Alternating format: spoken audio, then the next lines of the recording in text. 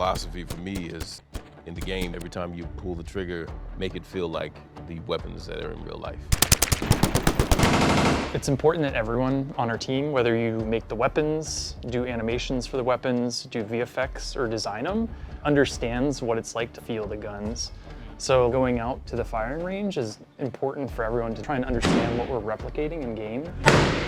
Yeah, from like the moment you fire a weapon, you're like, Brandon, we gotta change this, right? Yeah. I'm like, yeah, I see what you mean.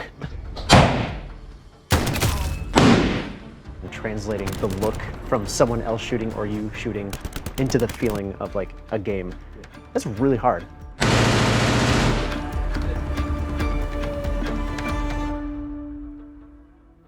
It always starts with finding the right people.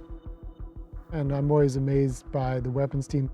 That team is really passionate about it. And so it's just about imagination on their side. And then it's just for Mark and I to kind of foster that and fan the flames and see what they come up with. When you say like, how does it define a game? You really think back to old titles and you remember the guns in it. Like that's the first thing I think about. Like even as far back as the original Call of Duty, like you fire and you get that ting, ting, ting, ting. Like that's what stands out to me in the older games. I remember sitting there thinking like, these are the best firearms I have ever seen in a game ever. Like I love these weapons, I love how they look, I love how they feel. I remember thinking like, IW is the gold standard and I want to make that. These guns are iconic, and even as someone that didn't know anything about guns, I could tell you what was the most iconic gun in every game and in every Call of Duty game, and it's like, I never thought that like we get to be in a situation where now we're the ones creating these legacy moments for future generations and players. Rainin is legit like the best animator I've ever worked with in my life, like hands down. Ben, one of the most amazing artists I've ever worked with. I think I'm a pretty good designer, but like, you will accept like feedback on like timing and feel and things like that. You'll accept feedback on visuals and things like that. You'll accept that sometimes things need to play a little bit different than the exact thing that you're looking for. We rely on feedback from each other to make something amazing. Like I think that's like what really sets this team apart. We set out to make like a game that just played better than anything we've had before and a game that looks better than anything out there. That was our goal. I'm excited to see how we did. They're one of the teams that playtest the most, so they're playtesting constantly. And it can be grinding, you know, to use the same weapons over and over again for multiple weeks as you're trying to tune it. They playtest together, they have that group that gives them feedback, so we just make sure that that is cleared for them, that they have whatever they need to be able to do that, you know, whatever resources they need to go and find, research, come up with ideas, try stuff, fail, you know, walk away from it. We just kind of walk through and see what everyone's using, just kind of look over their shoulder a little bit, see if what they're doing looks fair and looks good, see if anything's happening to them that doesn't seem like it should be happening. So we're just kind of looking to make sure everything's presenting the right way and looking at the players to make sure that they're feeling good about what they're playing. Oh, another one. Sorry, Derek. Yeah, that one's great. I let you have it. Right now I saw sort of a frame rate drop, and I'm able to take note of that and be like, okay, this happened when this explosion went off, and we could go back and look at it and be like, why did that explosion cause a dip in frames in that moment? He's the only one seeing it. Yeah, it's only on this one. Is it one of those weird? And here he's trying the Axion. We just did a recoil pass on it. Cody. Me likey the new Axion. The most stable gun ever. We work on it for years at a time.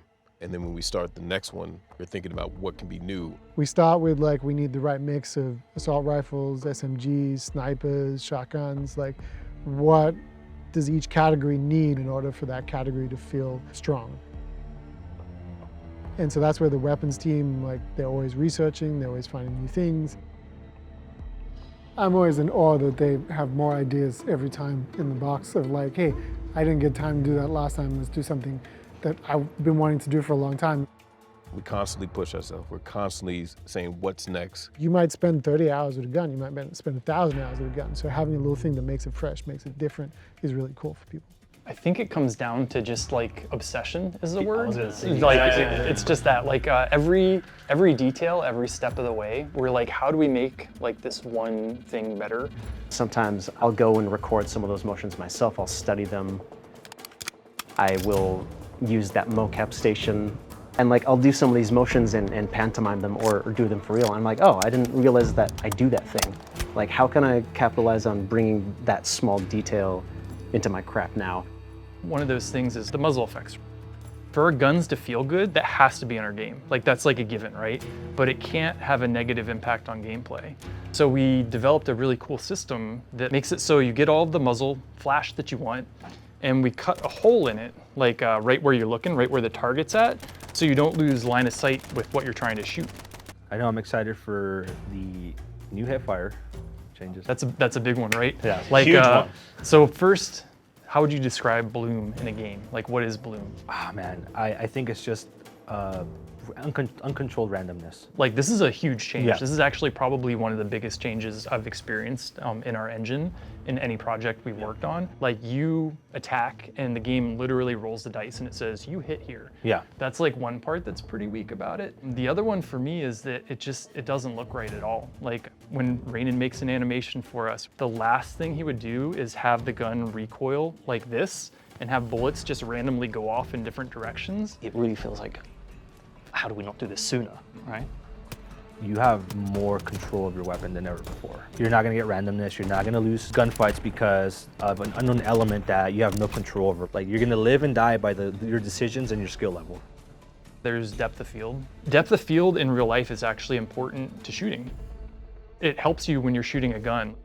And we look at that, and then we look at what's happening in game, and we're like, well, people are turning this off because what we do in game, our simulation, is destructive to the target.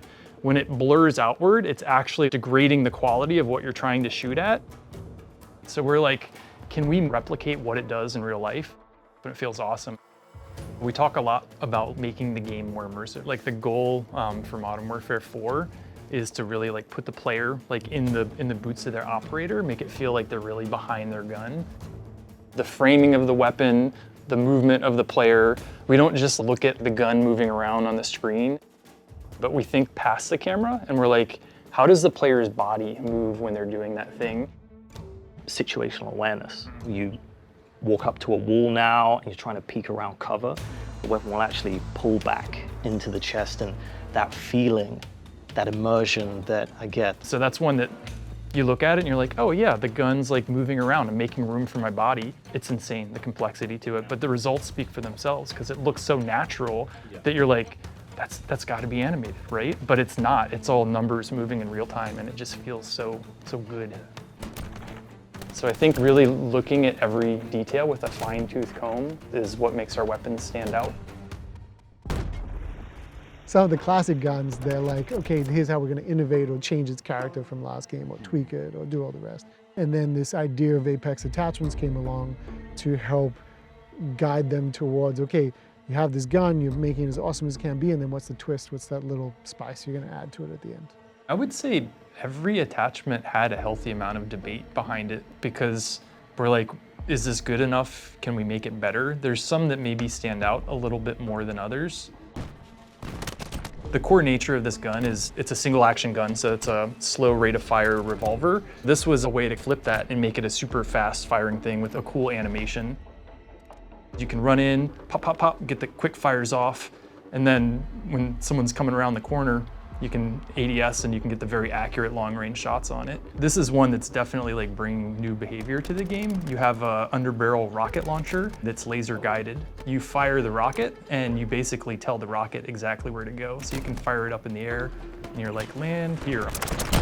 The Spitfire's in Apex for the PPSH. It went through a lot of iteration. The original idea was like an incendiary underbarrel type thing. And so we got it in and we're using it, and it just was an instant not hit. This is one of those ones we were saying, this is not Apex worthy, right? So then it was you, right, Frank, that had the new idea for it. Yeah, I was like, okay, we put a grenade launcher on a SMG.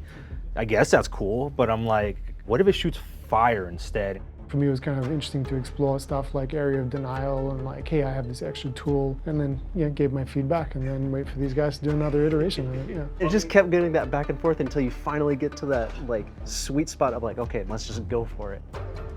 We talk a lot about the core weapons group, but there's a whole army of people supporting them. This weapons team works hand in hand with our game code team to make that work.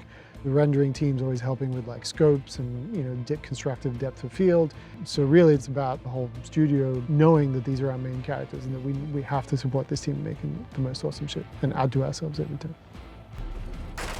The star of the show is the gun. So all of the entire studio is supporting that star.